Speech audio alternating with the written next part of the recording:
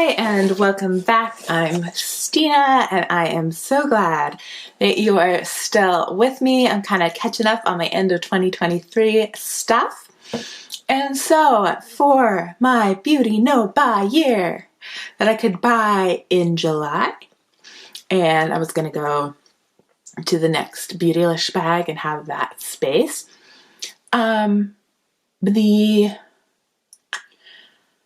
I actually made it through for makeup the Black Friday, Cyber Monday sales. Skincare, not so much. I ended up getting the Necessaire body set, that 5-piece set. I'm starting to use it. I really like it. I was at the replacement point for my body wash, so that made sense for me. But what it did is I saw a lot of stuff. Things that I'd been interested in, and I'm like, do I want to? Do I not? And then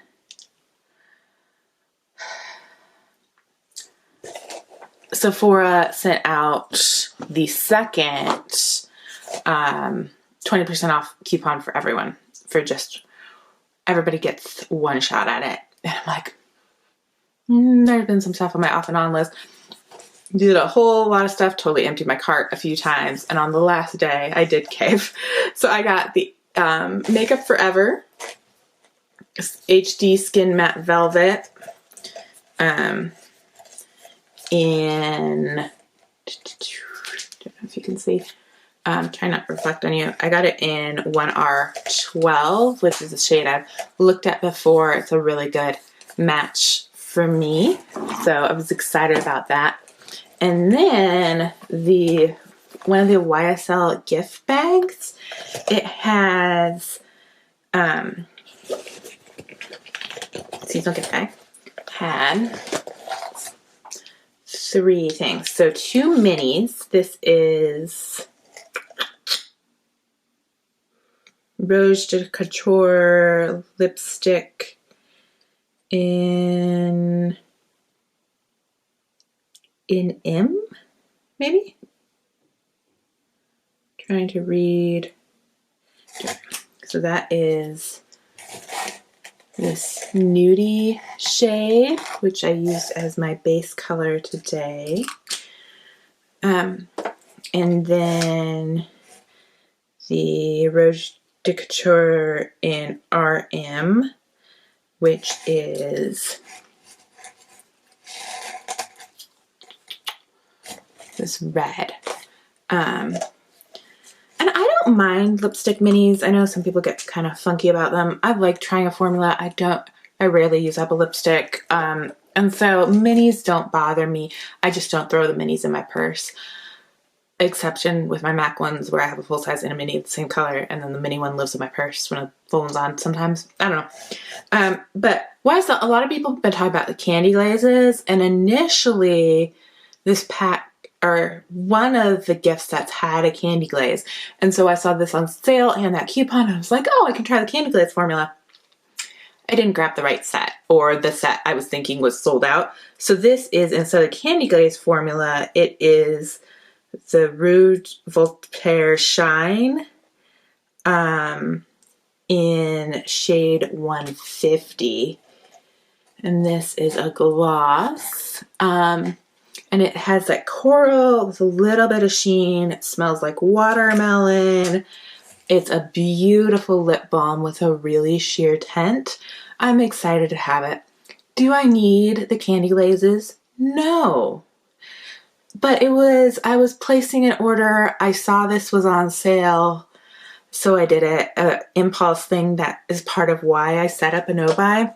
So that's what my Sephora was. And then got an email.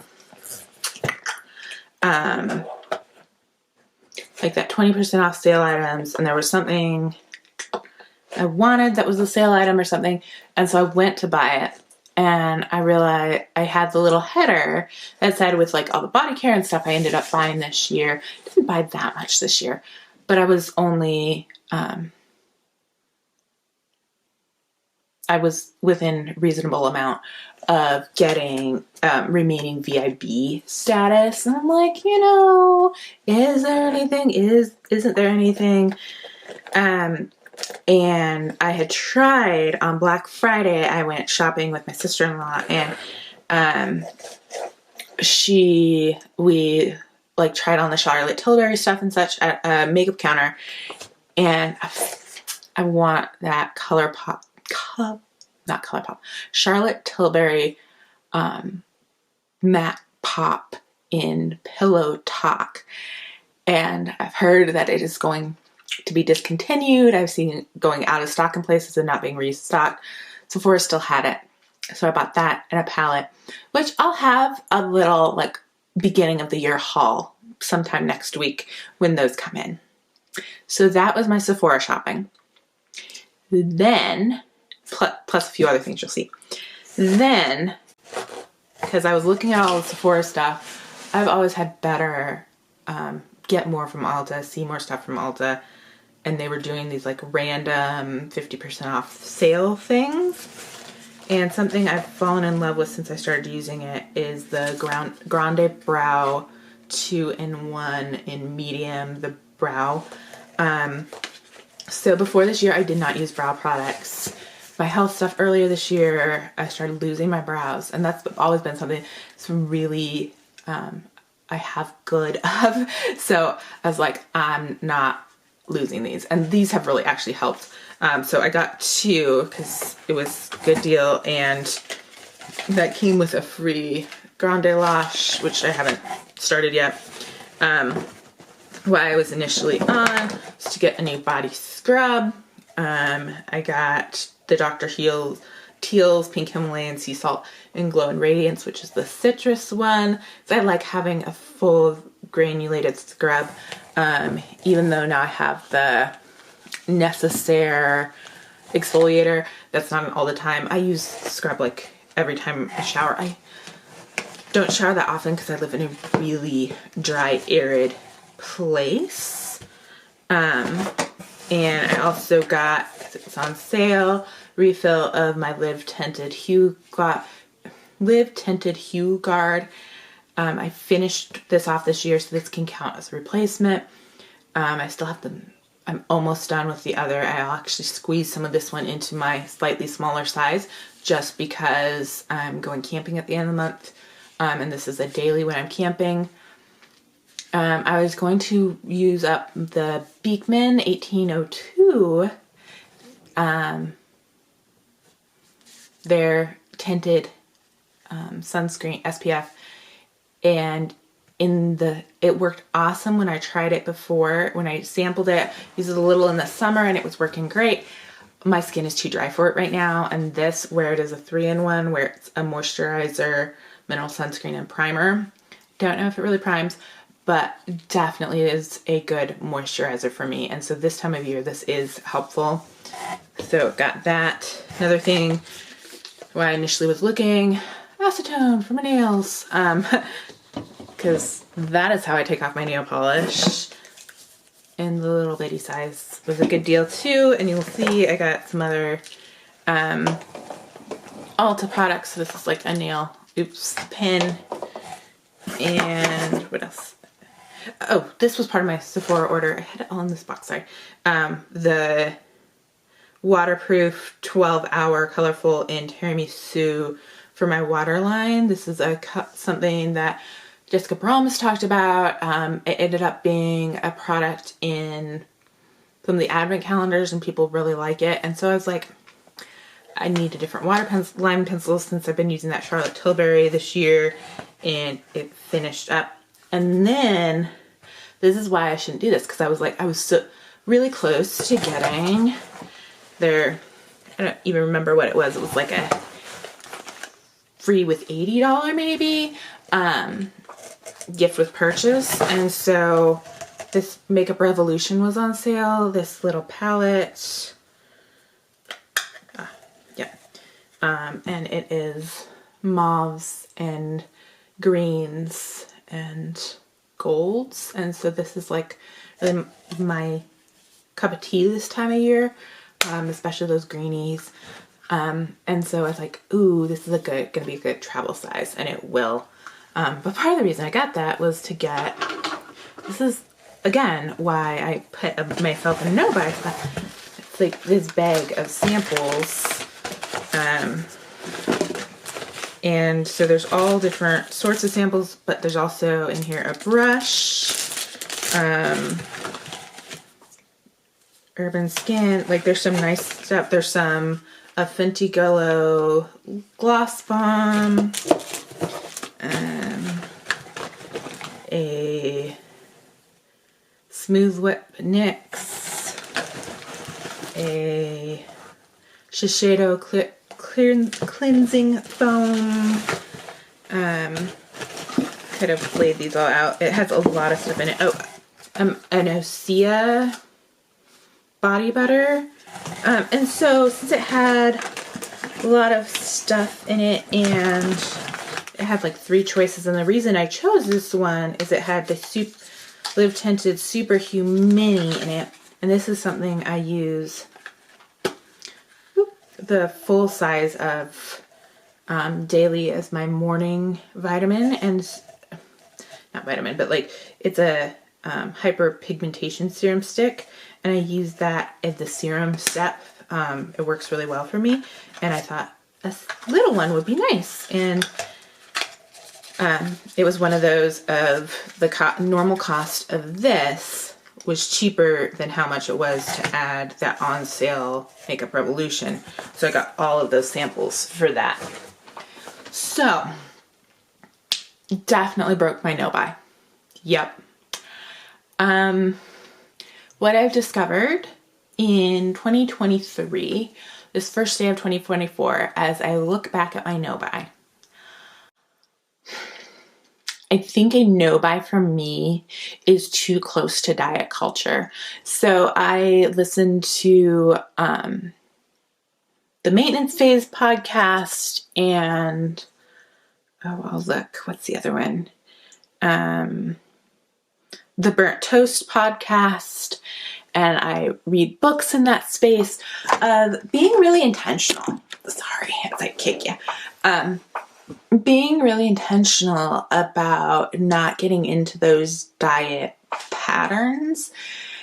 And for me, being on a no buy and having these really specific rules made me think about makeup probably more than I've ever thought about it. Which partially maybe because I created this channel, but also it's because I was like, I can't buy it. So when I see something, instead of putting it on my wish list for later, I don't need it. I don't need it. And so some stuff ended up on my wish list this year, but a lot of stuff was like, maybe I should. And I'd agonize over it. And I didn't buy much, like as much as I could have. I could have bought a lot. But at the same point, I bought way more. I definitely did not buy no. And having that space of like, oh, it feels like a failure, not good for me. Not good for my mental health, not good when I'm going through other stuff. The part of the idea for the no buy for me was knowing that I was emotionally spending when things got hard. And what I found with a no buy in place for makeup, I bought a lot more skincare. I bought art supplies. I bought books. So it's that whole like cheating on a diet thing in my brain is kind of where it landed. And I've moved to the space of being, with a lot of work, not just anti-diet, but fat positive. And I don't want to undo that work just for a little bit of financial gain and not having that. I recognize that this is not the best dopamine high for me, shopping, but there's other things that give me that feeling, and I've re-engaged with some of those, as well as I think if I don't have that boundary, that like harsh boundary, it won't be as my brain stuck on it. And so I think I'm going to go for 2024 with a beauty bank makeup rehab type thing. I'll talk about that in my next video. But yeah, so I bought stuff this year. So as far as a no buy, first 6 months, successful. The exception was shopping with family on vacation. Second 6 months, I gave myself my birthday off. I didn't buy as much on my birthday as I anticipated. I made it through, I got hit by the Ulta sale, made it through the Sephora sale, made it through Black Friday, Cyber Monday. December sales got to me. And that end of the year of you're going to lose your status. I mean, Ulta, I definitely lost. I was at diamond status, but I ordered a new nail polish like yesterday on December 31st when I'm recording this. That a nail polish, so I met the to stay platinum. And so, you know, I was not going to spend, you know, another $1,000 to remain diamond, but that space of recognizing it's okay to let some of that go, but know that I still have that competitive nature in me. So yeah, it's just a different space. Oh, there was one more thing I bought. This is why watching beauty influencers is great, but following their Instagram, seeing those community tabs might not be so good for me. It came back in stock at Guild. The Chanel Harmony Deep Blushes, Blush Harmony, Rose Beige, and Mauve. This is the one that was in stock for a really short time, and then people saw it and were like, oh, it's so bruisey and beautiful, I should get it. Khaki of Khaki Reviews Beauty posted on her Instagram when got some in stock, and they were on sale, and I got it. But I had put this on my wish list, and that was something I think that a beauty bank will be better for me. Is so that when I have things on my wish list, if I see something come up, it's not a full impulse purchase. Because yes, it was an impulse purchase when I bought, you know, makeup in a little velvet bag, but it was something that I'd been desiring and that I thought I missed. And I'm like, okay, that's part of the point of the no buy. It's okay if you're missing out. It's okay. But every time I saw someone use it, I was like, ooh, that would be the perfect bruisey blush on me. And that is what I'm wearing today. My lighting is meh. And that's something I'll work on this year, but I'll talk about that in my next video, I think. So I'm going to let you go so this isn't long for me. And I'll see you next time. Bye.